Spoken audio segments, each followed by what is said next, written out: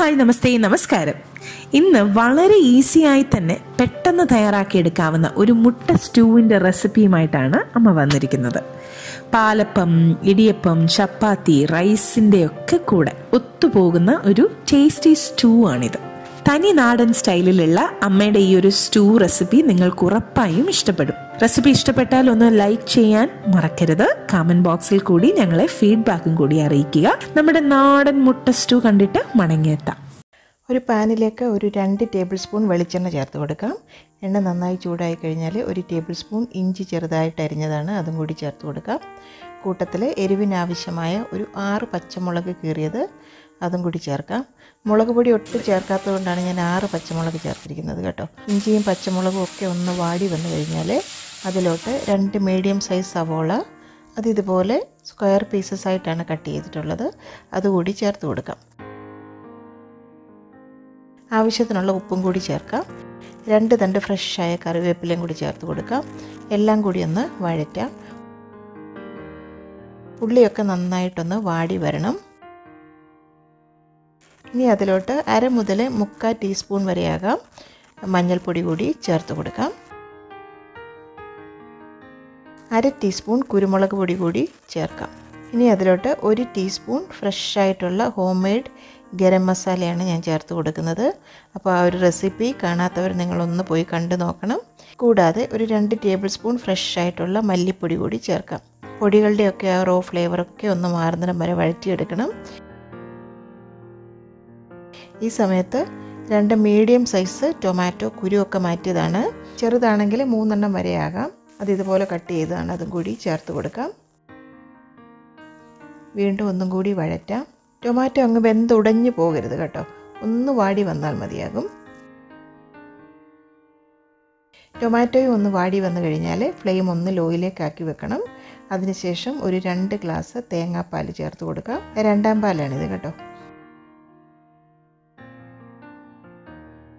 അല്പം കൂടി ഉപ്പ് ചേർക്കാം.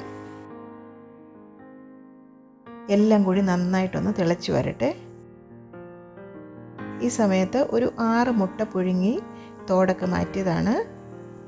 വേണമെങ്കിൽ നിങ്ങൾക്കൊന്ന് 2ആയിട്ട് നെടുകെ മുറിച്ചിട്ട് ചേർത്ത് കൊടുക്കാം കേട്ടോ. ഞാനിപ്പോൾ മുഴുവനായിട്ട് അങ്ങ് ചേർക്കുകയാണ്. അതിൻ്റെ പുറത്തൊന്ന് ചെറുതായിട്ടൊന്ന് കീറി കൊടുത്തിട്ടുണ്ട് കേട്ടോ, മസാലയൊക്കെ ഉള്ളിലേക്ക് കയറാനായിട്ട്. അപ്പം 4 എണ്ണം ഇതുപോലെ ഞാനങ്ങ് ചേർത്ത് കൊടുക്കുകയാണ്. ബാക്കി 2 എണ്ണം കട്ട് ചെയ്ത ശേഷം ആ മുട്ടയുടെ ഉണ്ണിയൊക്കെ ഒന്ന് ഒരു സ്പൂൺ കൊണ്ട് ഇതുപോലെ ഒന്ന് ഉടച്ചെടുക്കണം. അതിനുശേഷം നമുക്ക് കറിയിലേക്ക് ചേർത്ത് കൊടുക്കാം. അപ്പോഴാണ് ആ സ്റ്റ്യൂവിൻ്റെ ഗ്രേവിക്കൊക്കെ നല്ലൊരു ടേസ്റ്റ് ഉണ്ടാകുക. എല്ലാം കൂടി ഒന്ന് തിളച്ച് വരട്ടെ. ഇപ്പോൾ 5 മിനിറ്റ് അടച്ചു വെച്ച് തിളപ്പിച്ചതാണ്. ഇനി നമുക്കിതൊന്ന് തുറന്ന് നോക്കാം. ഇപ്പോൾ ടൊമാറ്റോയുടെ പുളിയൊക്കെ നന്നായിട്ട് കറിയിലേക്ക് ഇറങ്ങി വന്നിട്ടുണ്ട്. ഉപ്പൊക്കെ ഒന്ന് ചെക്ക് ചെയ്ത് നോക്കാം. എല്ലാം കറക്റ്റാണ്. ഒരു 2 ഫ്രഷായിട്ടുള്ള കറിവേപ്പില കൂടി ചേർത്ത് കൊടുക്കാം. ഇപ്പോൾ ഗ്രേവിയൊക്കെ അത്യാവശ്യം കുറുകി വന്നിട്ടുണ്ട്. നമ്മൾ ആ ഉടച്ച് ചേർത്ത മുട്ടയുടെ ഉണ്ണിയും എല്ലാം ഗ്രേവിയിലേക്ക് നന്നായിട്ട് ബ്ലെൻഡ് ആയിട്ടുണ്ട്. ഞങ്ങളുടെ വീട്ടിലൊക്കെ പണ്ട് മുതലേ ഉണ്ടാക്കി പോന്നിരുന്ന ഒരു മുട്ട സ്റ്റ്യൂവിൻ്റെ റെസിപ്പിയാണിത്.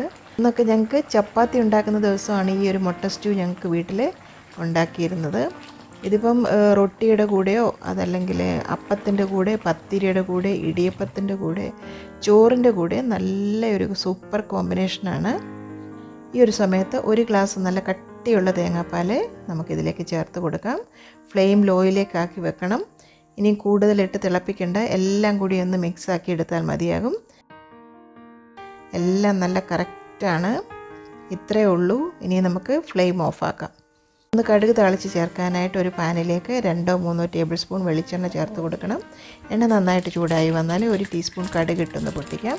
കടുക് മുഴുവനായിട്ട് പൊട്ടിക്കഴിഞ്ഞാൽ 2 വറ്റൽമുളക് കൂടി ചേർക്കാം. കൂട്ടത്തിൽ 2-3 തണ്ട് കറിവേപ്പില കൂടി ചേർത്ത് കൊടുക്കാം. ഫൈനലായിട്ട് ഒരു 1/4 ടീസ്പൂണിൻ്റെ പകുതി മതിയാകും ഉലുവപ്പൊടി, അതും കൂടി ചേർത്ത് കൊടുക്കാം. എല്ലാം കൂടി ഇളക്കി മൂത്ത് വന്നു കഴിഞ്ഞാൽ ചൂടോടുകൂടി ഇത് സ്റ്റൂവിൻ്റെ പുറത്തേക്ക് നമുക്ക് ചേർത്ത് കൊടുക്കാം. അടച്ചു വെക്കാം. 5 മിനിറ്റിന് ശേഷം നമുക്കിത് സെർവ് ചെയ്യാം. ഇത്രയേ ഉള്ളൂ. വളരെ സ്വാദിഷ്ടമായ നാടൻ മുട്ട സ്റ്റ്യൂ റെഡി ആയിട്ടുണ്ട്. വളരെ സിമ്പിളാണ്, പെട്ടെന്ന് തയ്യാറാക്കിയെടുക്കാം. അപ്പോൾ ഇത് എന്തിൻ്റെ കൂടെ വേണമെങ്കിലും നിങ്ങൾക്ക് കോമ്പിനേഷനായിട്ട് കഴിക്കാം. വളരെ സ്വാദിഷ്ടമാണ്. തീർച്ചയായും ഈ രീതിയിൽ തയ്യാറാക്കി നോക്കണം. വീഡിയോയെക്കുറിച്ചുള്ള അഭിപ്രായങ്ങൾ കമൻറ്റ് ബോക്സിലൊന്ന് എഴുതാൻ മറക്കണ്ട.